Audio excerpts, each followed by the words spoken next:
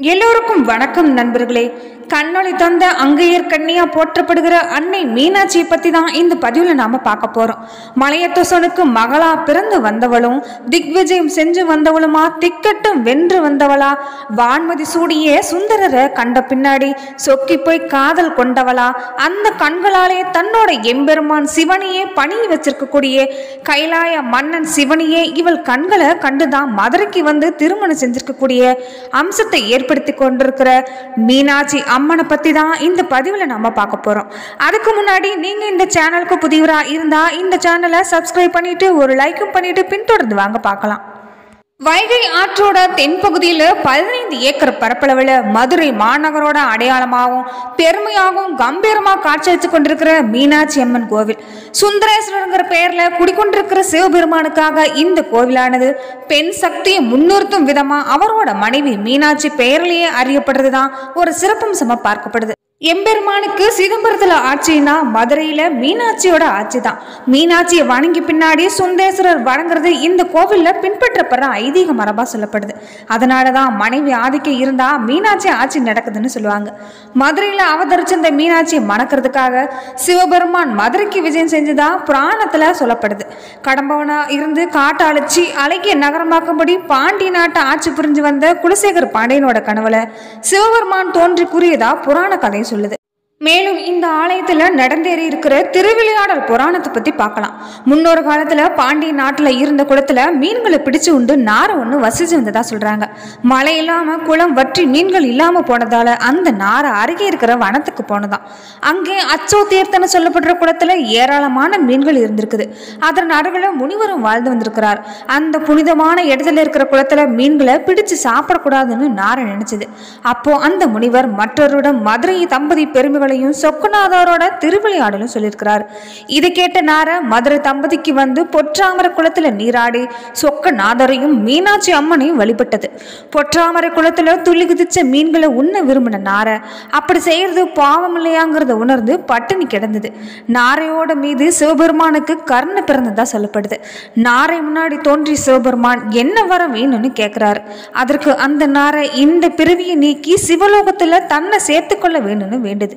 தன்னை மாதிரி பறவைகள் புனிதமான பொற்றாமரை குளத்துல இருக்கிற மீன்களை உண்டா அவங்களுக்கு பாவம் வந்து சேரும். அதனால பொற்றாமரை குளத்துல மீன்கள் இல்லாம செய்ய அருள் புரிய வேணும்னு கேக்குது. சிவபெருமானும் நாரை கேட்ட வரங்களை அருள்றாரு. அதுக்கு பின்னாடி தற்போது வர பொற்றாமரை குளத்துல மீன்கள் இல்லைங்கிறது குறிப்பிடக்கூடிய விஷயமா சொல்லப்படுது. பிற உயிரினங்களுக்கும் தீங்கு விளைக்காம இருக்கிறது இறைவனை அடைய சிறந்த வழிங்கிறது தான் நாரைக்கு முக்தி கொடுத்த படலமா இந்த கோவில்ல சொல்லப்படுது.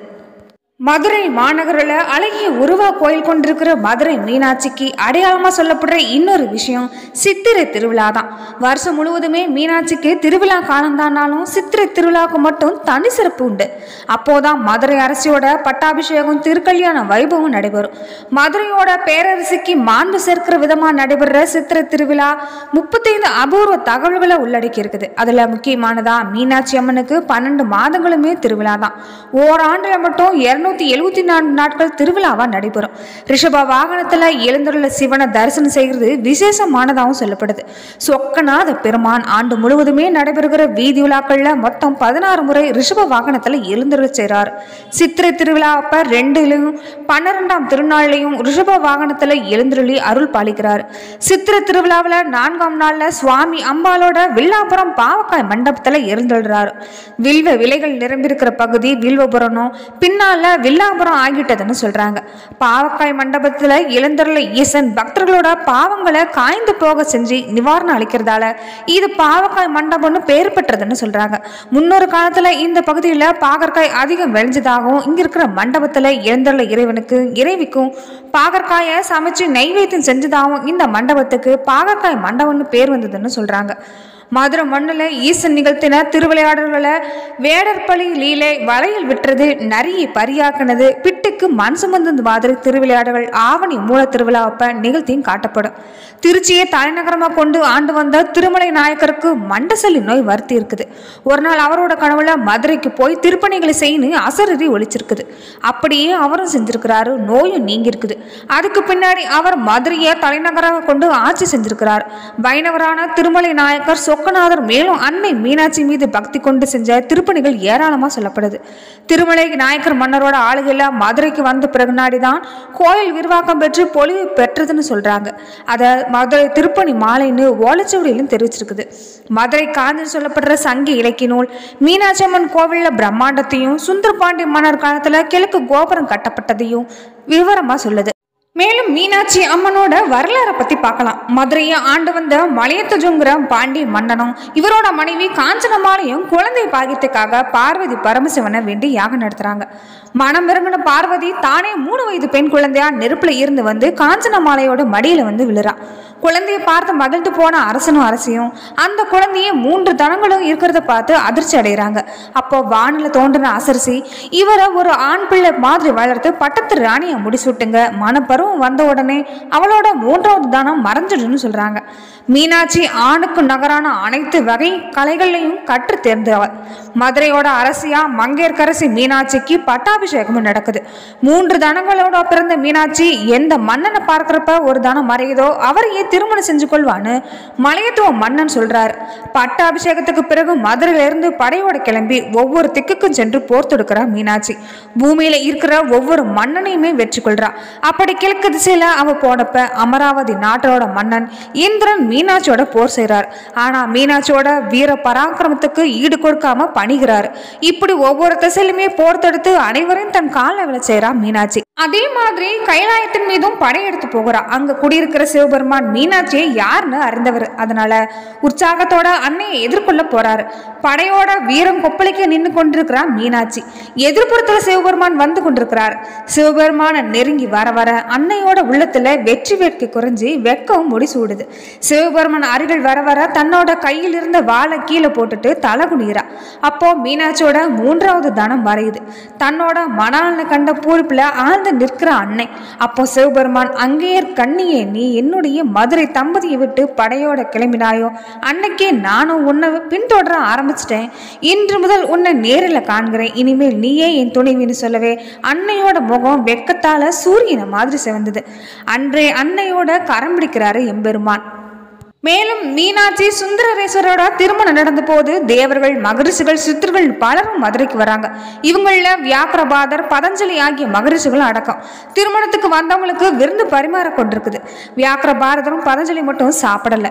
இந்த இருவருமே சிதம்பரத்துல நடராஜரோட நடனம் கண்டு உண்ணும் வழக்கம் உடையவங்க தான். அவங்கள மனைவிட்டார் சாப்பிட அழைக்கிறாங்க.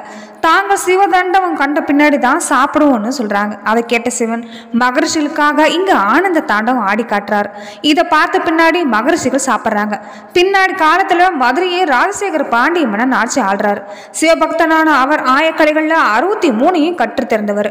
பரதம் மட்டும் பாக்கி இருந்ததா சொல்லப்படுது. ஒரு சமயம் அவர் மற்றொரு மன்னனோட போட்டியிட வேண்டிய சூழ்நிலை வந்தது. அதனால பரதம் கற்றுக்கொள்ள வேண்டிய கட்டாயம் ஏற்படவே அதையும் கற்றுக்கொள்றாரு. முதல் நாள் பயிற்சி எடுத்த மன்னனுக்கு காலில் கடும் வலி உண்டாகுது. அப்போதுதான் அவருக்கு சுள்ளுன்னு ஒரு உண்மை உரைக்குது. பரதம் கற்க இன்று ஒரு நாள் ஆடிய நமக்கே இப்படி வலிக்குதுன்னா இங்க எம்பெருமான் தொடர்ந்து ஒரு காலம் மட்டும் ஊஞ்சலவா ஆடிக்கொண்டிருக்கிறாரு. அவருக்கு எவ்வளவு வலி இருக்குன்னு நினைச்சவரு நடராஜர் சன்னதிக்கு செல்றாரு. பகவானே, உன் கால் வலிக்குமே, காலை மாற்றி ஆடுன்னு வேண்டுறாரு. பக்தனோட வேண்டுதலை ஏற்ற சிவன் அவருக்காக இடது காலை ஊன்றி வலது காலை தூக்கி ஆடுறாரு. இவர் சுந்தரேஸ்வர் சன்னதி முன்பிருக்கிற மகா மண்டபத்துல கால் மாற்றி ஆடிய கோலத்துல காட்சி தரார். வியாக்கிரபாதர் பதஞ்சலிக்காக ஆடிய ஆனந்த தாண்டவமும் மன்னனுக்காக கால் மாற்றி ஆடிய தாண்டவமும் நடராஜர் சன்னதி எதிரே இருக்கிற சுவர்ல சித்திரமா வரையப்பட்டிருக்குதுன்னு சொல்லப்படுது. சிவன் பாதம் பார்க்க வேணும்னு நினைக்கிற பக்தர்கள் சிவபெருமானோட இடப்பகுதி அம்பாலோட அம்சமா பார்க்கப்படுது. அதனால சிவனோட இடக்கால் அம்பிகைக்குரியதா ஆகுது. பொதுவா கோவில்கள்ல நடராஜர் இடது காலை தூக்கித்தான் ஆடிய கோலத்துல இருப்பார். ஆனா அவரோட தூக்கி திருவடியே அம்பாள் பாதமாவே கருதுறாங்க. ஆனா இந்த கோவில்ல வலது காலை தூக்கி ஆடிய கோலத்துல இருக்கிறதால இந்த பாதத்தை சிவனோட பாதமா கருதுறாங்க. சிவத்தலங்கள்ல இங்க மட்டுமே சிவனோட பாதத்தை தரிசிக்கலாம்னு சொல்லப்படுது. மேலும் மீனாட்சி அம்மனோட கோவில்ல பழைய திருமண மண்டபத்துல காகோளம் பூகோளம்னு 2 ஓவியங்கள் வரையப்பட்டிருக்குது. இந்த ஓவியங்களை பார்த்தா நீங்களும் ரொம்பவும் அதிசயப்பட்டு போயிருங்க. உங்க ஊர்ல பாலாறு ஓடுதா தேனாறு ஓடுதான்னு மேடைகள்ல பேசி கேட்டிருப்பீங்க. ஆனா இந்த ஓவியங்கள்ல பார்க்கடல், தயிர்கடல், நெய்க்கடல், தேன்கடல், சுத்த நீர்க்கடல் எல்லாமே உங்களால பார்க்க முடியும். நன்றி நண்பர்களே. இந்த பதிவுல மதுரை மீனாட்சி அம்மனை பத்தியும் அவ குடிக்கொண்டிருக்கிற இந்த கோவிலை பத்தியும் பார்த்தோம். மேலும் இந்த மாதிரியான பதிவுகளை நீங்க தொடர்ந்து பார்க்கணும்னு நினைச்சீங்கன்னா இந்த இந்த சேனலை லைக் பண்ணுங்க, ஷேர் பண்ணுங்க, கமெண்ட் பண்ணுங்க, மறக்காம சப்ஸ்கிரைப்